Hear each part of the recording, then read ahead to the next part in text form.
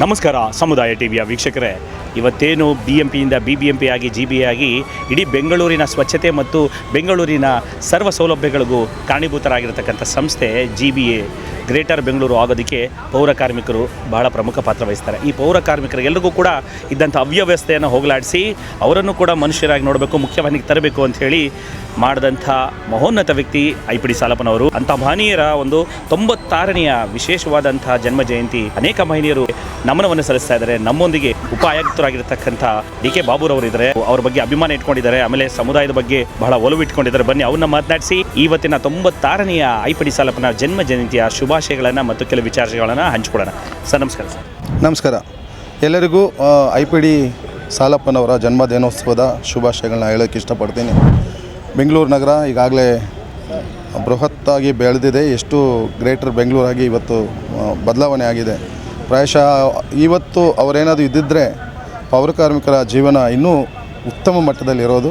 ಅಂಥ ಒಂದು ಮಹನೀಯರನ್ನು ನೆನೆಯೋದಕ್ಕೆ ಪ್ರತಿಯೊಂದು ವರ್ಷವೂ ನಾವು 11ನೇ ತಾರೀಕು 12ನೇ ತಿಂಗಳು ಎಲ್ಲೇ ಇದ್ದರೂ ಕೂಡ ನಾವು ಯಾವುದೇ ಮಹಾನಗರ ಪಾಲಿಕೆಗೆ ಹಂಚಿ ಹೋಗಿದ್ರೂ ಕೂಡ ಈ ಕೇಂದ್ರ ಕಚೇರಿಗೆ ಬಂದು ಅವರಿಗೆ ಪುಷ್ಪನಮನ ಸಲ್ಲಿಸೋದು ಒಂದು ಅಭ್ಯಾಸ ಮಾಡ್ಕೊಂಬಿಟ್ಟಿದ್ದೀವಿ.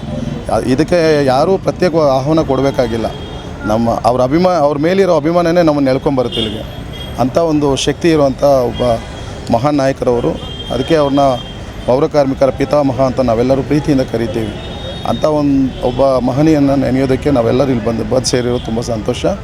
ಇವತ್ತು ಎಷ್ಟೋ ಜನ ನಮ್ಮ ಗ್ರೇಟರ್ ಬೆಂಗಳೂರಿನಲ್ಲಿ ಒಳ್ಳೊಳ್ಳೆ ಸ್ಥಾನಗಳಿಗೆ ಬಂದಿದ್ದಾರೆ. ಅದಕ್ಕೆ ಒಂದು ಉತ್ತಮ ಉದಾಹರಣೆ ಅಂದರೆ ನಾನೇ ಅಂತ ನಾನು ಗರ್ವದಿಂದ ಹೇಳ್ತೀನಿ. ಯಾಕಂದರೆ ಒಂದು ಕಾಲದಲ್ಲಿ ನಾನು ಒಬ್ಬ ಸಾಮಾನ್ಯ ಪ್ರಥಮ ದರ್ಜೆ ನೌಕರನಾಗಿ ಕೆಲಸಕ್ಕೆ ಸೇರಿದಾಗ ಇದೇ IPD ಸಾಲಪ್ಪನವರು ನಮ್ಮ ತಾತ ಅವರು KP ಪೆದ್ದಣ್ಣ ಅಂತ ಅವರಿಬ್ಬರು ಬಹಳ ಆತ್ಮೀಯರು. ಅವರಿಬ್ಬರು ಕರ್ಕೊಂಬಂದೆ ನನ್ನ ಸಾರ್ವಜನಿಕ ಸಂಪರ್ಕ ಕಚೇರಿಯಲ್ಲಿ ನೇಮಕ ಆಗಿದ್ದು.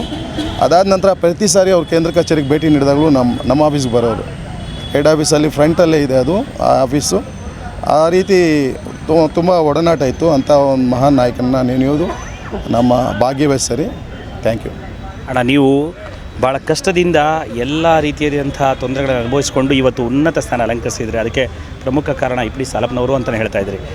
ಅದೇ ರೀತಿಯಲ್ಲಿ ಇಂದಿನ ಯುವ ಪೀಳಿಗೆ ನಮ್ಮ ಇತಿಹಾಸವನ್ನು ಅರ್ಥಕೊಂಡು ಅವರು ಕೂಡ ಚಾಲೆಂಜಸ್ನ ಫೇಸ್ ಮಾಡಿಕೊಂಡು ಸಾಧಕರ ಸ್ಥಾನದಲ್ಲಿ ನಿಲ್ಲಬೇಕು ಅನ್ನೋದ ರೀತಿಯಲ್ಲಿ ನಾವು ಸಮುದಾಯ TV ಯಾವಾಗಲೂ ಆಶಿಸ್ತಾ ಇರ್ತೀವಿ. ಅವರಿಗೆ ಕೆಲವು ಒಂದು ತೊಡಕುಗಳು ಕಾಡ್ತಾ ಇದೆ. ಒಂದು ಟೆಕ್ನಾಲಜಿ ಅಡ್ಡ ಬರುತ್ತೆ, ಮೊಬೈಲ್ ಅಡ್ಡ ಬರುತ್ತೆ, ಅಥವಾ ಪ್ರಪಂಚನೇ ಸರಿ ಇಲ್ಲ, ಅವ್ರಿಬ್ಬರು ಮಾತ್ರ ಸರಿ ಇದ್ದಾರೆ ಅನ್ನೋ ಡಿಪ್ರೆಷನ್ನು, ಆಮೇಲೆ ನಮಗೆ ಜಾತಿ ಶೋಷಣೆ ಆಗ್ತಿದೆ, ನಮಗೆ ಕುಟುಂಬದಲ್ಲಿ ಸಪೋರ್ಟ್ ಇಲ್ಲ, ಈ ರೀತಿ ಏನಾದರೂ ಒಂದು ನೆಪಗಳು ಹೇಳ್ತಿರ್ತಾರೆ. ಆ ಯುವಕರಿಗೆ ಅವನ್ನೆಲ್ಲ ಮೆಟ್ಟಿ ನಿಂತು ಸಾಧನೆ ಮಾಡಲಿಕ್ಕೆ ಏನು ಸಂದೇಶ ಕೊಡ್ತೀವಿ? ನಾನು ಇವತ್ತಿನ ಪೌರ ಕಾರ್ಮಿಕರಿಗೆಲ್ಲ ಮಕ್ಕಳಿಗಾಗಲಿ ಇವತ್ತಿನ ಯುವ ಪೀಳಿಗೆಗಾಗಲಿ ನಾನು ಹೇಳೋದು ಒಂದೇ. ನಿಮ್ಮ ತಂದೆ ತಾಯಿ ಅವರ ಒಂದು ಶ್ರಮದಿಂದ ಕೈಯಲ್ಲಿ ಪೊರಕೆ ಹಿಡಿದಿದ್ದಾರೆ. ಈ ಬೆಂಗಳೂರನ್ನ ಸ್ವಚ್ಛ ಮಾಡೋ ಕೆಲಸ ಮಾಡ್ತಿದ್ದಾರೆ. ಬಟ್ ನಿಮ್ಮ ಮಕ್ಕಳನ್ನ ಅಂಬೇಡ್ಕರ್ ಜಿ ಅವರು ಹೇಳ್ದಂಗೆ ಶಿಕ್ಷಣದಲ್ಲಿ ಉನ್ನತ ಸ್ಥಾನಕ್ಕೆ ನೀವು ತಗೊಂಡೋಗಿ ಅವರು ಶಿಕ್ಷಣದಲ್ಲಿ ಬೆಳೆದ್ರೆ ಖಂಡಿತವಾಗಿ ಮುಂದಿನ ದಿನಗಳಲ್ಲಿ ಅವರು ಪೊರಕೆ ಹಿಡಿಯಲ್ಲ, ಬದಲಾಗಿ ಆ ಕೈಯಲ್ಲಿ ಪೆನ್ ಹಿಡಿತಾರೆ. IPD ಸಾಲಪ್ಪನವರು ಅವತ್ತು ನನಗೆ ಇದೇ ಮಾತು ಹೇಳಿದರು.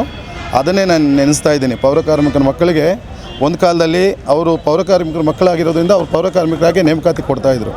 ಬಟ್ IPD ಸಾಲಪ್ಪನವರು ಅದನ್ನು ಬದಲಾಯಿಸಿದ್ರು. ಒಳ್ಳೆ ವಿದ್ಯಾಭ್ಯಾಸ ಮಾಡಿರುವಂಥ ಮಕ್ಕಳಿಗೆ ಅವರ ಅರ್ಹತೆಗೆ ತಕ್ಕಂತೆ ಹುದ್ದೆಗಳನ್ನ ಕೊಡಿ ಅಂತ ಅವತ್ತು ಅವರೇ ಸರ್ಕಾರಕ್ಕೆ ಒತ್ತಾಯ ಮಾಡಿ ಈ ಒಂದು ಸ್ಥಾನದಲ್ಲಿ ನಾವೆಲ್ಲ ಇರೋದಕ್ಕೆ ಅವರು ಒಂದು ಶಕ್ತಿಯಾಗಿ ನಮ್ಮ ಹಿಂದೆ ನಿಂತಿದ್ದಾರೆ. ಹಾಗಾಗಿ ಇಂದಿನ ಯುವ ಪೀಳಿಗೆಗೆ ನಾನು ಹೇಳೋದೇನೆಂದರೆ, ಶಿಕ್ಷಣ ನೀವೆಷ್ಟು ಉನ್ನತವಾದ ಶಿಕ್ಷಣ ಪಡಿತೀರೋ ಅಷ್ಟು ಸಮಾಜದಲ್ಲಿ ಒಳ್ಳೆಯ ಹೆಸರು ತೊಗೊತೀರ. ಅದೇ ರೀತಿ ನೋಡಿ, ಈಗ ಸಮಾಜದಲ್ಲಿ ಈಗ ಕೂಲಿ ಕೆಲಸ ಮಾಡೋರು, ಹೂ ಕಟ್ಟೋರು, ಈ ರೀತಿ ಆಟೋ ಡ್ರೈವರು, ಅವ್ರ ಮಕ್ಕಳೆಲ್ಲ ಇವತ್ತು IAS ಮಾಡ್ತಾರೆ, KAS ಮಾಡ್ತಾರೆ.